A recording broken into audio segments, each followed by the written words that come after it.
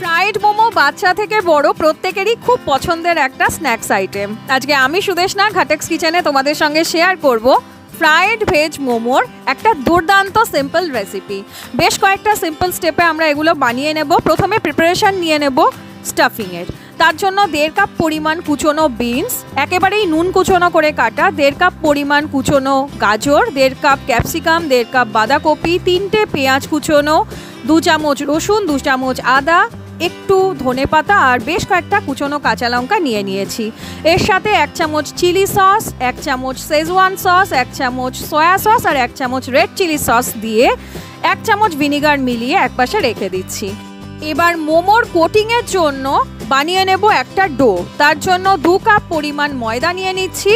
এর সাথে দিয়ে দেব 2 চামচ পরিমাণ সাদা তেল আর দিয়ে দেব সামান্য একটু নুন। ভালো মতন ময়দাটাকে মিশিয়ে নেব তেল আর নুনের সঙ্গে, আর তারপরে অল্প অল্প করে জল মিশিয়ে বানিয়ে নেব একটা শক্ত ডো। খুব বেশি নরম ডো কিন্তু মোমোর জন্য প্রয়োজন হয় না।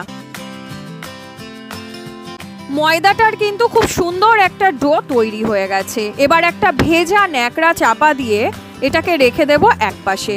ততক্ষণে বানিয়ে নেব আমাদের মোমোর স্টাফিংটা। তার জন্য কড়াইতে দিয়ে দিলাম তেল। প্রথমে রসুন আর কুচোনো আদাটা দিয়ে একটু সটে করে নিলাম, আর তারপরে একে একে যাবতীয় অন্যান্য সবজিগুলো দিয়ে দেব। প্রথমে দিয়ে দিচ্ছি পেঁয়াজ। হালকা একটু কাঁচকাচ রেখে কিন্তু আমরা এটাকে ভাজবো। খুব বেশি সবজি যেরকম বানাই সেরকম নরম করে কিন্তু ভাজলে এক্ষেত্রে চলবে না। লঙ্কা, ক্যাপসিকাম, গাজর, বিনস সমস্ত সবজি আমরা এর মধ্যে দিয়ে দিচ্ছি, আর ভালো করে এটাকে আদা, রসুন, পেঁয়াজের সঙ্গে মিশিয়ে নিচ্ছি। এবার ওপর থেকে বেশ কিছুটা দিয়ে দিলাম কুচোনো ধনেপাতা। এর সাথে চলে যাবে শুকনো মশলা। 1 চামচ লঙ্কা গুঁড়ো, 1 চামচ নুন, ধনে জিরে গুঁড়ো 1 চামচ করে, 1 চামচ পেরি পেরি মশলা, 1 চামচ গোলমরিচ গুঁড়ো, চাট মশলা আর সামান্য একটু চিনি।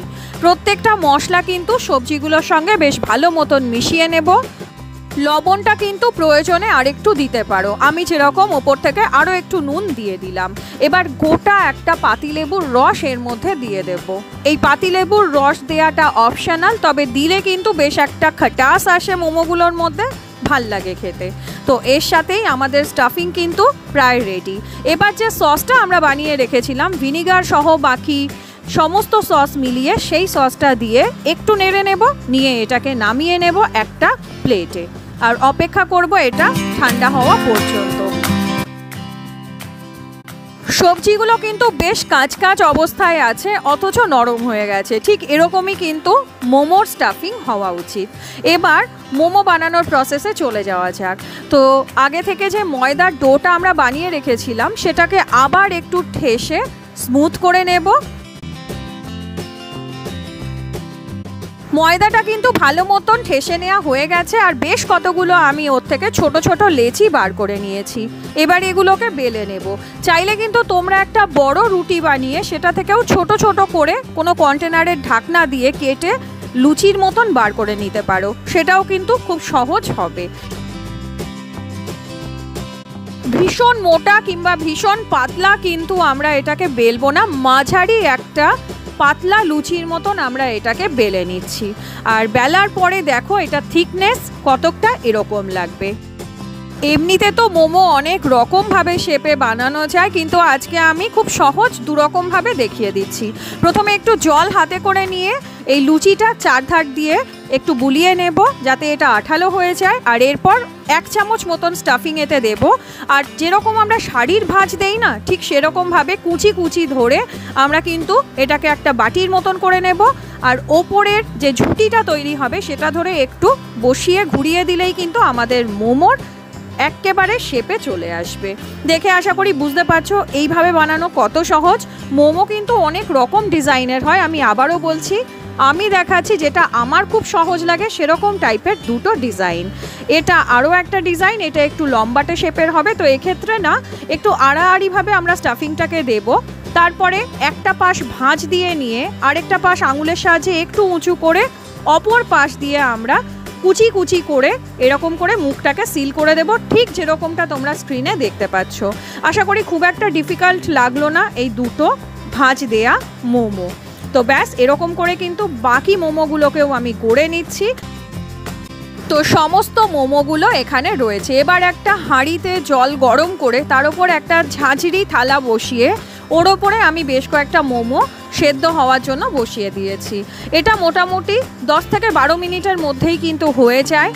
গ্যাসের ফ্লেমটা কিন্তু এই সময় ছিল মাঝারি আঁচে।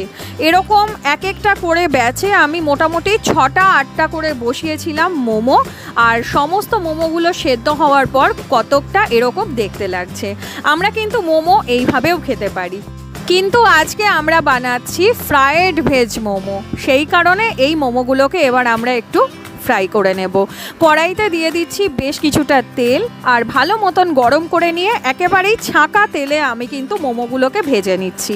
নর্মালি আমি কিছু ভাজার সময় বলি একটু তেলটা কম আঁচে রাখতে, কিন্তু এই মোমোগুলো ভাজার সময় তেলটা কিন্তু বেশ গরম হতে হবে। বেশ কয়েকটা ব্যাচে আমি মোমোগুলোকে ভেজে নিয়েছি আর ফাইনাল রেজাল্ট কিছুটা এরকম। দেখতে কতটা সুন্দর হয় না এই মোমোগুলো? বাইরে থেকে কিনতে গেলে কিন্তু যথেষ্ট দাম নেয়, 4 পিস 6 পিস মোমোর যে দাম নেয় সেরকম কিন্তু খরচ হয়ও না এই খাবারটা বানাতে। যাই হোক, মেয়োনিজের সঙ্গে আর সসের সঙ্গে এটা কিন্তু জাস্ট ফাটাফাটি লাগছে। অবশ্যই ট্রাই করো আর জানিও তোমাদের কেমন লাগলো এই রেসিপিটা।